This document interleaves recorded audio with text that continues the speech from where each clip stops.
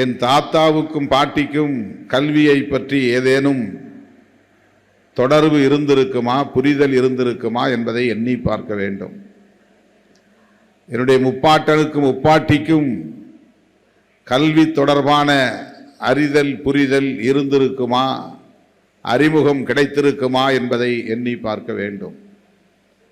அப்படி கல்வி வாசனையே இல்லாமல் கிடந்து மாற்றாரின்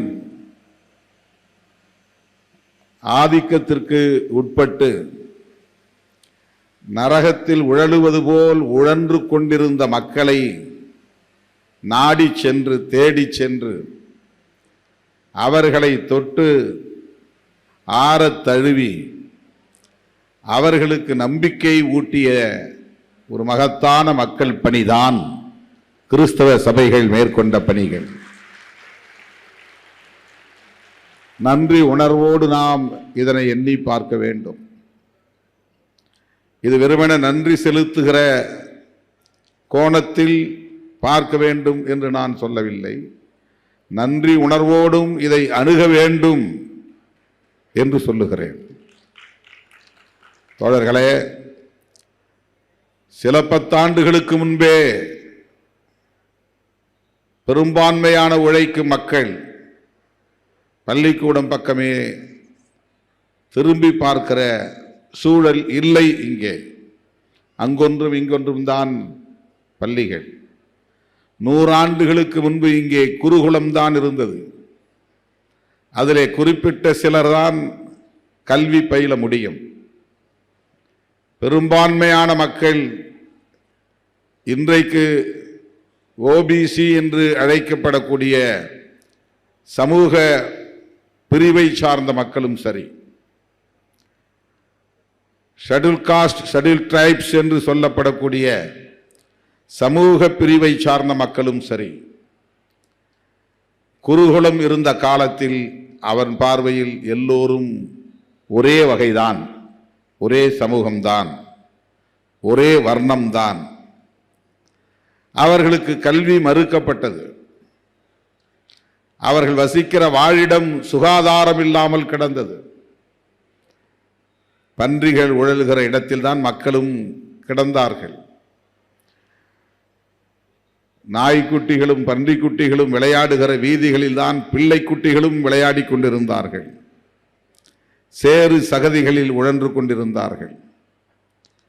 அவர்களை நெருங்குவதற்கு கூட இங்கே இயலாத நிலை இருந்தது.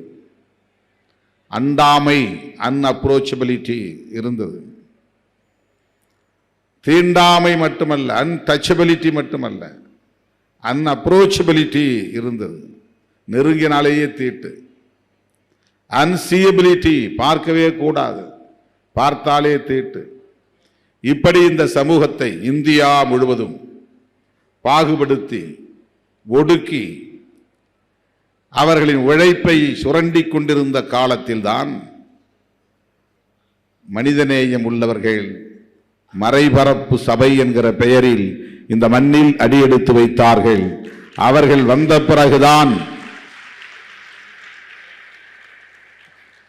இன்றைக்கு மீனவர்களாக இருந்தாலும் சரி, தலித்துகளாக இருந்தாலும் சரி, பிற்படுத்தப்பட்ட மக்களாக இருந்தாலும் சரி, அத்தனை பேரையும்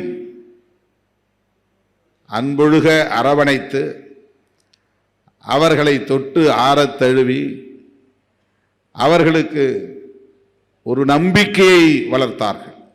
அந்த பணிகளை செய்ய வந்தவர்கள் தங்களுக்கென்று ஒரு குடும்பம் என்று இல்லை, மன வாழ்க்கையை துறந்தவர்கள்.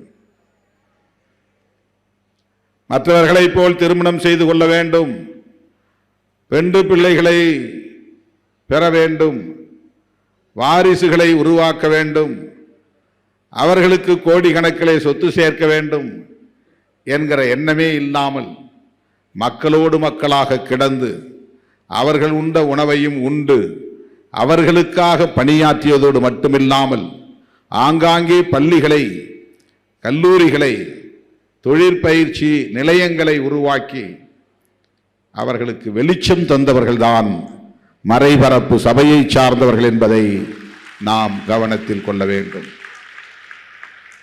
இன்றைக்கு இந்த துணிச்சலை நாம் பெற்றிருக்கிறோம் என்று சொன்னால், ஆண்ட பரம்பரை என்று பெருமை பேசுகிறோம் என்று சொன்னால், மூவேந்தர் பரம்பரை என்றெல்லாம் பெருமை பேசுகிறோம் என்று சொன்னால், இந்த விழிப்புணர்வை பெறுவதற்கு கூட இது போன்ற மிஷனரிகளால் தான் முடிந்தது. இவர்கள் தந்த கல்வியால் தான். வேறு எந்த மிஷனரி இங்கே அனாதை இல்லங்களை உருவாக்கியது? 200 ஆண்டுகளுக்கு முன்னால் கிறிஸ்தவர்களையும் இஸ்லாமியர்களையும் அந்நிய மதத்தை சார்ந்தவர்கள் என்று ஒரு தோற்றம் உருவாக்கப்படுகிறது. அவர்களுக்கு எதிரான வெறுப்பு பரப்பப்படுகிறது. ஆனால் என்ன நிலை? 250 ஆண்டுகளாக இந்த MEP சபை செய்திருக்கிற சாதனைகள் என்ன? சமூக விழிப்புணர்வு எத்தகையது? இவர்கள் மூலம் கல்வி பெற்றவர்கள் எத்தனை கோடி பேர்? எண்ணி பாருங்கள். இந்த காலத்திலே கூட ஆட்சியின் திட்டங்கள் வந்தால் கூட, அரசு மருத்துவமனை கட்டிடம் வந்தால் அது சேரிக்கு வராது, வங்கி கட்டிடம் வந்தால் அது சேரிக்கு வராது, பேருந்து நிறுத்தம் வந்தால் அது சேரிக்கு வராது, பள்ளிக்கூட கட்டிடங்கள் வந்தால் அது சேரிக்கு வராது. இப்போது இந்த காலத்திலும் கூட போராடித்தான் அதை செய்ய வேண்டும் என்கிற நிலை. ஆனால் இங்கே சாதியை பார்க்காமல், பாகுபாடுகளை பார்க்காமல், புறக்கணிக்கப்பட்ட மக்கள் வசிக்கும் பகுதிகளில் பள்ளிகளை உருவாக்கியவர்கள், மருத்துவமனைகளை உருவாக்கியவர்கள், சுகாதார விழிப்புணர்வை உருவாக்கியவர்கள், நல்ல ஆடைகளை உடுத்த வேண்டும் என்கிற ஒரு நாகரிகத்தை வளர்த்தவர்கள், வேலை செய்துவிட்டு கூலி கேட்க போகிற போது கூட புறக்கடை வழியாக பின்வாசலுக்கு வாருங்கள் என்று சொல்லிக் கொண்டிருந்த சமூக கட்டமைப்பில் தன் வீட்டுக்குள்ளே பட்லராக சேர்த்து சமையலறை வரை கொண்டு போய் அவர்களுக்கு தன்னம்பிக்கை ஊட்டியவர்கள். என் நாட்டு வகை உணவு வேண்டாம், உன் கலாச்சாரப்படி நீ உண்ணுகிற உணவையே நானும் சாப்பிடுகிறேன் என்று இந்த மக்களோடு நண்டு நத்தைகளை சாப்பிட்டு, இந்த மக்களோடு மாட்டிறைச்சியை சாப்பிட்டு, இந்த மக்கள் எதை உண்ணுகிறார்களோ கம்பு, சோளம், வரகு போன்ற தானிய வகை உணவுகளை சாப்பிட்டு கஞ்சி குடித்து கொண்டு வாழ்வது என்பது எவ்வளவு எளிமையான வாழ்க்கை. இந்த எளிமையை நாம் எங்காவது போற்றுகிறோமா? எண்ணி பார்க்கிறோமா? அதை பற்றி நாம் உரையாடுகிறோமா? இவ்வளவு தாம்பிகமான வாழ்க்கையை வாழுகிற இந்த சமூக கட்டகத்தில் இன்னும் எளிமையான வாழ்க்கையை வாழ்ந்து கொண்டிருப்பவர்கள் இந்த மறைபரப்பு சபையை சார்ந்தவர்கள், அருட்தந்தைகளாக இருந்தாலும் கன்னியாஸ்திரிகளாக இருந்தாலும் அவர்களுக்கு அதுதான் கிறிஸ்தவம் போதித்திருக்கிறது. அவர்களை அப்படி ஆளாக்கி இருக்கிறது. சமூக நல்லிணக்கத்தை பேணி பாதுகாக்கிற பொறுப்பை தந்திருக்கிறது.